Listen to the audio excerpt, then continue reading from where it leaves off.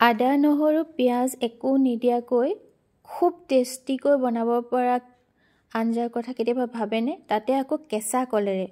আমি সাধাৰণতে কল পকিলে খাম, নিজৰ ঘৰতেই লাগক বা কেঁচাকৈ কোনোবাই দিয়ক, তেনেকুৱা হয় নহয়নে? পিছে পোৰা কলৰ কথা মই ইয়াতে কোৱা নাই। কেঁচা কলৰ পৰা যে কিমান টেষ্টি আৰু আদা নহৰু পিঁয়াজ একো নিদিয়াকৈ সুস্বাদু বনাব পাৰি, তাকে লৈ আহিছোঁ। হেল্ল' এভৰিৱান, আজি মই আপোনালোকক কেঁচা কলৰ পৰা বনাব পৰা এটা খুব সহজ আৰু সুস্বাদু ব্যঞ্জন লৈ আহিছোঁ আপোনালোকলৈ। আহক প্ৰথমতে মোৰ কলৰ বাৰীখনলৈ লৈ যাওঁ। আচলতে কলৰ বাৰী বুলি এইকাৰণেই কৈছোঁ, আমাৰ বাৰীত কল খুব বেছি ভালকৈ হয়, দেখিছেনে? এয়া আকৌ অমৃত সাগৰো নহয়, ঠিক এইটো জাহাজী কলো নহয়, কি কল নাজানো, কিন্তু খাবলৈ প্ৰায় তেনেকুৱাই আৰু।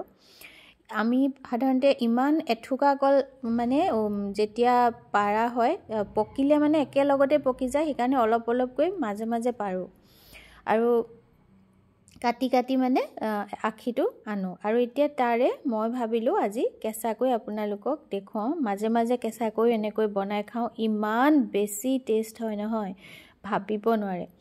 আৰু দুটা কল লৈ ল'লোঁ, ধুই পখালি এয়া টুকুৰা কৰি লৈছোঁ। একদম সহজ বনাবলৈ, নহৰু পিঁয়াজ আদা একোৰে দৰকাৰ নাই আৰু বিশেষকৈ তেলৰো দৰকাৰ নাই। মই তেল ইয়াত ব্যৱহাৰ নকৰোঁ, পিছে মই আপোনালোকক জিৰ' অইল বুলি এইকাৰণেই ক'ব নোৱাৰোঁ, মই অকণমান ঘিউ ব্যৱহাৰ কৰিম। আৰু প্ৰেছাৰ কুকাৰটোত দি লৈ তাতে নিমখ দি পানী অকণমান দি লৈ এইখিনি এটা চিটি অহালৈ বইল কৰি ল'ম। খুব বেছি সহজ আৰু হেল্ডি হয়, স্বাস্থ্যৰ কাৰণেও ভাল। এতিয়া বিলাহী লৈ লৈছোঁ। বিলাহীবিলাক আকৌ আজিকালি খাবলৈও ভয়, তথাপিও মোৰ ঘৰত পিছে এইবাৰ বিলাহী হোৱাগৈয়ে নাই দেই। ঘৰৰে বুলি ক'ব নোৱাৰোঁ, গছ কেইজোপাহে হৈছেগৈ। বিলাহী দুটা লৈ ল'লোঁ, এয়া বিলাহী কাটি ল'লোঁ। তাৰপিছত এতিয়া কলখিনি এটা চিটি মৰাৰ পিছতে এয়া চাওক ধুনীয়াকৈ সিজি গ'ল। সেইখিনি মই এখন ডিছলৈ কাঢ়ি ল'ম, অকণমান ঠাণ্ডা হ'বলৈ দিম। এতিয়াই হাতেৰে চুব পৰা অৱস্থাত নাই। কলখিনি এতিয়া ঠাণ্ডা হওঁ মানে বাকী কাম কৰি লওঁ আহক। এতিয়া এখন পেনতে এনেকৈ পানী দি দিছোঁ। পানী বহুত বেছি দিব দৰকাৰ নাই, অলপ দিলেই হ'ল। ইয়াতে দি দিছোঁ ধনিয়া গুটি আৰু এয়া কাটি লোৱা বিলাহী, আৰু লগতে ইয়াতে দি দিম কাজু আৰু ঘৰতে শুকোৱা শুকান জলকীয়া দেই। এইখিনি সাধাৰণতে কি হয়, তেল ব্যৱহাৰ কৰিলে আমি তেলত ভাজি লওঁ নহয়নে? মই এয়া দেখিছেনে পানীতেই বইল কৰি দিছোঁ।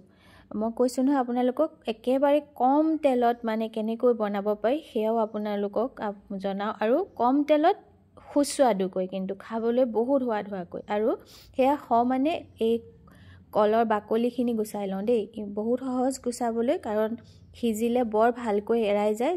আৰু আপোনালোকে ঘৰত যদি আছে জাহাজী কল, অমৃত সাগৰ এনেকুৱা কলৰো, পুৰত হ'লে কেঁচা কলৰো এনেকৈ আঞ্জা বনাব পাৰে। এবাৰ যদি আপোনালোকে এনেকৈ বনাই খায় কিন্তু পাহৰিব নোৱাৰিব। মই বহুত বেছি বঢ়াই কোৱা নাই, খুব বেছি সোৱাদ হয়। আৰু এয়া এইখিনি হৈ গৈছে, বেছি সময় নালাগে, 5 মিনিটমান সময় এনেকৈ উতলাইছোঁ দেই। তাৰপিছতে এতিয়া আচলতে কি হয়, এইখিনি যদি উতলাই লওঁ তেতিয়া কালাৰটো ভাল হয়, আৰু অলৰেডি মানে সিজি গ'লে তাৰ গোন্ধটো, কেঁচা ভাৱটো নাথাকে, কাৰণ আমি তেল ব্যৱহাৰ যিহেতু নকৰোঁ। এতিয়া এখন চালনীলে চাকি ল'ম। পিছে চালনীলে চাকি ল'ম মানে ইয়াৰ যিখিনি ৰস ওলাইছে তলত, সেইখিনি পেলাই নিদিওঁ, সেইখিনি মিক্সিত দিওঁতে অলপ পিছোতে ব্যৱহাৰ কৰিম, বাকীখিনি গ্ৰেভিত দিয়ে দিম।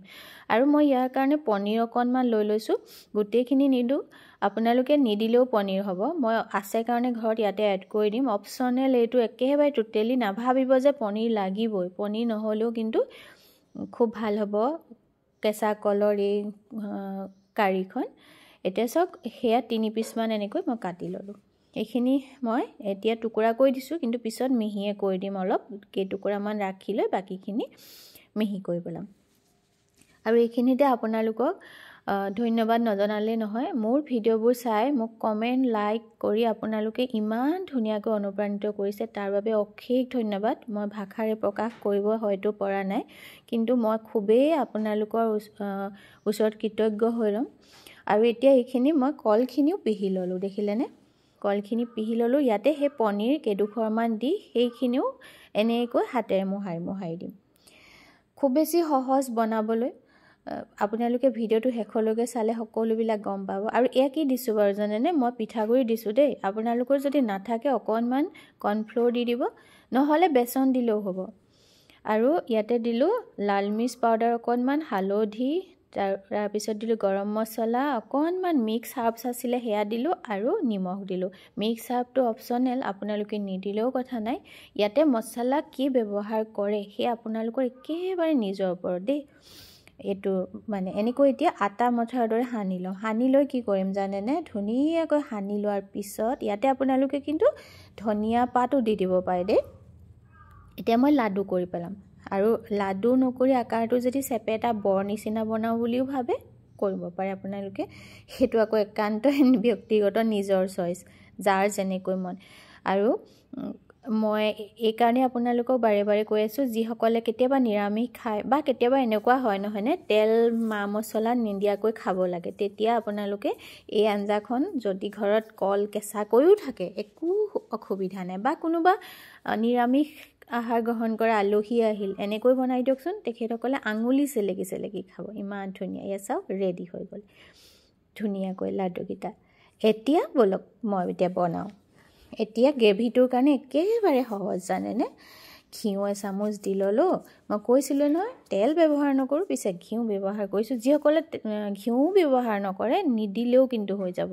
কিন্তু এই যে লাডুকেইটা অকণমান যদি ৰ'ষ্ট কৰি ল'ব পাৰি ভাল। আৰু মই এচামুচ তেলতে এনেকৈ ৰ'ষ্ট কৰি লৈছোঁ। বহুতে সাধাৰণতে ডিপ অইলত এনেকৈ মানে বনাই লয়, কোফতা বুলি কয় এইটো বাহিৰত কিছুমানে। আচলতে ডিপ অইলত ভাজাৰ দৰকাৰেই নাই, ইমান সুস্বাদু হয়, তেল নিদিয়াকৈও হয়। আৰু যদি আপোনালোকে আপোনালোকৰ ওচৰত এয়াৰ ফ্ৰায়াৰ আছে তেতিয়াতো আৰু কথাই নাই, একদম তেল নোহোৱাকৈ ফ্ৰাই কৰি ল'ব পাৰিব। আৰু এয়া অলপ এনেকৈ ৰঙচুৱা হোৱাৰ পিছত কাঢ়ি লৈ এতিয়া মই ইয়াৰ পিছত সেই যিখিনি বিলাহী আৰু কাজু দি দিছিলোঁ যে সেইখিনি পেষ্ট কৰি ল'ম। আৰু সেই যিখিনি ৰস ৰৈ গৈছিল সেইখিনিৰ পৰা মই অকণমান দি লৈ মানে এইটো বনাই ল'ম পেষ্টটো দেই।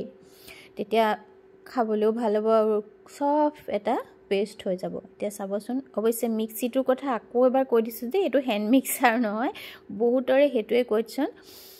যিসকলে মোৰ ৰেগুলাৰ ভিউৱাৰ্ছ তেখেতসকলে গম পায়, যিসকলে নতুনকৈ চাইছে সেইসকললৈ কৈ দিছোঁ। আৰু ইয়াত চফ্ট এটা পেষ্ট হৈ গ'ল। আৰু এখন কেৰাহী গেছত পাতি ল'লোঁ, তাৰপিছতে ঘিউ এচামুচ দিলোঁ, ইয়াতে লং ইলাচি ডালচেনি দিলোঁ, তাৰপিছতে কেঁচা জলকীয়া দি দিলোঁ, দি লৈ এই পেষ্টখিনি দি দিলোঁ। আৰু এইখিনিতে কওঁ, যিসকলে ঘিউ নাখায় একেবাৰে ডাইৰেক্ট মানে কেৰাহীত এই পেষ্টখিনি দি দিব। আপোনালোকে জিৰ' অইলতে বনাব পাৰিব এই ৰেচিপিটো, একেবাৰে মানে জিৰ' অইলত বনাব পাৰে। মই ঘিউ খাব লাগে শৰীৰৰ কাৰণে, সেইকাৰণে মই দিওঁৱেই মানে।